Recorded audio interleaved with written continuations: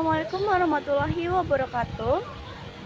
Keparenga kula nepangaken nami kula Sulfana Syarananda saking kelas 10 TPIP loro nomor 36. Kula mriki badhe maos kekuritan ingkang irah-irahan Byungko. Byungko dening Atila Pinastiko. Byungko sing tak tresnani, aku kepengin karo Byungko. Aku kangen karo Byung. Kepengin karo Byung sepisan maning. Matur nuwun wis ngrawat aku kawit cilik nganti gedhe.